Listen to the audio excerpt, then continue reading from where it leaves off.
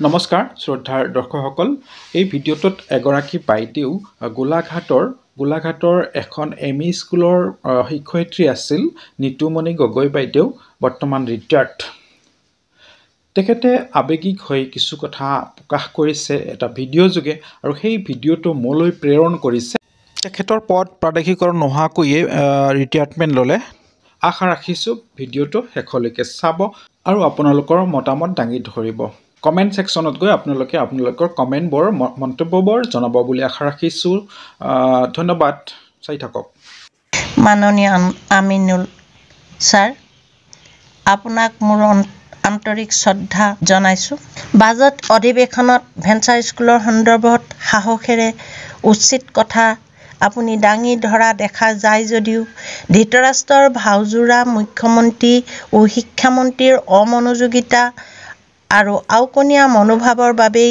এই শিক্ষকখিনিয়ে ইমান জমৰ যাতনা ভুগিব লগা হৈছে বিধায়ক সকলো নিমাতী কন্যা আমাৰ ওপৰত ইমান অন্যায় অসহনীয় অত্যাচাৰ সহ্য কৰাৰ পাছতো শিক্ষামন্ত্ৰীজনৰ শিক্ষকৰ ওপৰত জাপি দিয়া মন্তব্য শুনি বুকু বিষাই যায় কাণ দুখন নুশুনাকৈ থাকিবলৈ হেঁচা মাৰি ধৰোঁ টিভি বন্ধ কৰি দিওঁ ভুল যদি ক'ৰবাত অকণমান থাকিলহেঁতেন নীৰৱে সহি থাকিলোহেঁতেন অতি কদৰ্যময় বাট পথ দুখীয়া ছাত্ৰ ছাত্ৰী তথা ৰাইজৰ অবৰ্ণনীয় কষ্ট দেখি বিশেষকৈ কণ কণ ল'ৰা ছোৱালীবোৰৰ লগতে অভিভাৱকৰ পানীত হাঁহ নচৰা অৱস্থা দেখি ৩-৪খন গাঁৱৰ মধ্যস্থলত সমাজৰ কেইজনমান গণ্যমান্য ব্যক্তিৰ আশাসুধীয়া চেষ্টাৰ ফলত এই মধ্য ইংৰাজী বিদ্যালয়খনি গঢ়ি উঠিছিল প্ৰায় ১৮-১৯ বছৰ কাল এক আঁঠু বোকাত প্ৰতি বছৰৰ প্ৰায় ৪-৫ মাহেই আঁঠুৰ মূৰত কাপোৰ পিন্ধি খালী ভৰিৰে অহা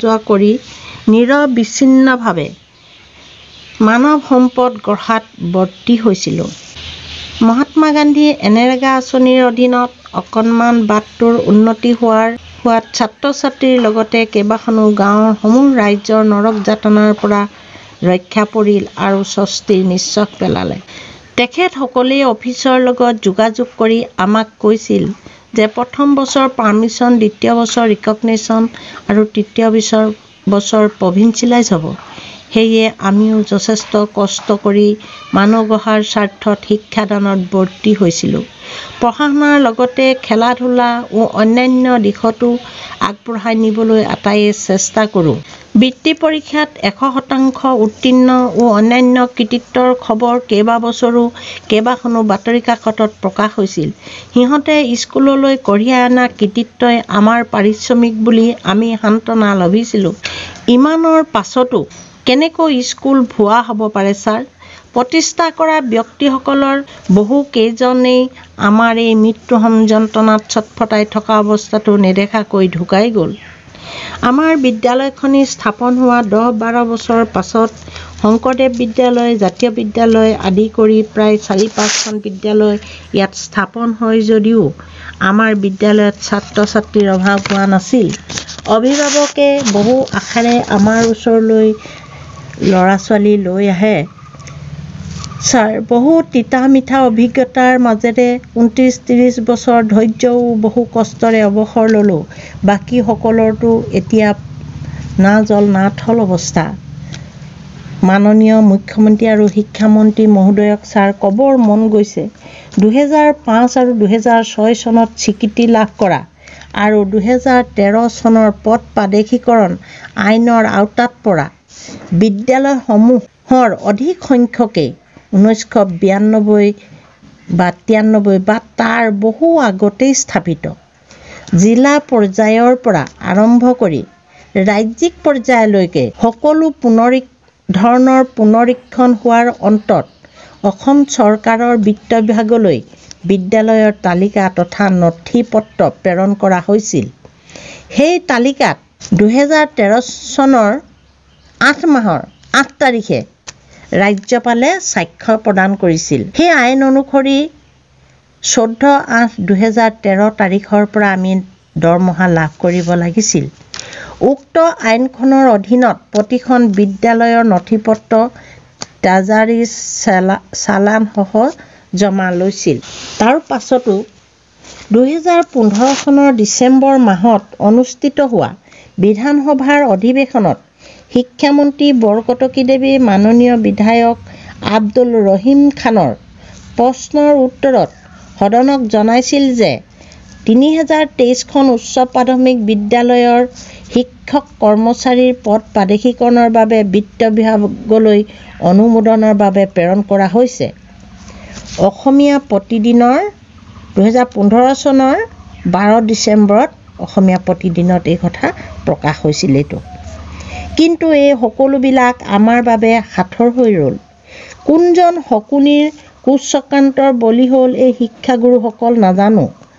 ভগৱানে নিশ্চয় এদিন বিচাৰ কৰিব সেইসকল বিচাৰৰ কাঠগড়াত হাজিৰ হ'ব লাগিব। জনে কৰা আইনখনকে ভৰিৰে মোহাৰি নতুন আইন প্ৰণয়ন কৰি ভোটৰ ওপৰত দানহ পৰা দি না ভোট না চুট আইন প্ৰণয়ন কৰি প্ৰাণে নামাৰি এই শিক্ষকসকলক ভাতে মৰাৰ পৰিকল্পনা কৰিলে। ইছ্যুডেট বুলি নোহোৱা নোপোজা নতুন চৰ্ত আৰোপ কৰি বলিৰ পথা সজালে। কিয় ইমান অন্যায়? 1994 চনৰ পৰা 2004 চনলৈ মাথোন এম ই স্কুলৰ ৰিকগনেশ্যন বন্ধ ৰাখিছিল। এইটো ঘোৰ অন্যায় হোৱা নাইনে? তাৰ পাছতে 1/1/2005 চনত একে তাৰিখতে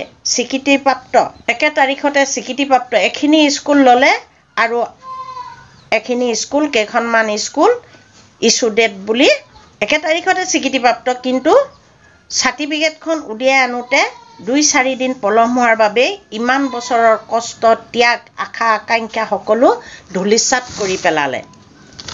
মাননীয় মহোদয়, আপোনালোকে এবাৰো ভাবি চোৱা নাইনে এই শিক্ষকখিনিয়ে কি যে দুৰ্বিষহ অসহ্য জীৱন কটাইছে? দুখত হৃদয় ভাঙি টুকুৰা টুকুৰ হৈ গৈছে। কত যে উজাগৰি নিশা মৃত্যুৰ যন্ত্ৰণাত ছটফটাই আছোঁ। চৰকাৰৰ আঁচনিবিলাকেও এই শিক্ষকসকলক চুব নোৱাৰে। মন্ত্ৰী আমোলাই প্ৰবৰ্তন সম্পত্তি বনাবলৈ বস্তাই বস্তাই টকা জ্বলাবলৈ পানীত উটুৱাই দিবলৈ বিত্তীয় নাটনি নহয়। কংগ্ৰেছ চৰকাৰে 4 বছৰমান 4,000 টকাৰ এটা ফিক্স পে দিছিল। এই চৰকাৰখন আহিলত দৰমহা দিব বুলি তাকো কাটি দিলে। ইমান চৰম অন্যায়। আজি সকলোৰে দৰমহা বৃদ্ধি কৰিছে, ভাল কথা। দেখিছোঁ অংগনবাদী কৰ্মী সহায়িকায়ো কাৰ্যকাল শেষ হোৱাৰ লগে লগে টকাৰ টোপোলা এটি প্ৰায় সকাহ পাইছে। কিন্তু এই শিক্ষকখিনিক মাহিমাকে তেজীমলাক খুন্দি খুন্দি মৰাৰ দৰে মৃত্যুদণ্ডৰে দণ্ডিত কৰি বিনা অপৰাধে দণ্ডিত কৰি শাস্তি দিছে। এই শিক্ষকখিনিক যদি এককালীন সাহায্য দি বিদায় দিয়া হ'লেও নিশ্চয় মানসিক যন্ত্ৰণাৰ পৰা কিছু উপশম পালেহেঁতেন।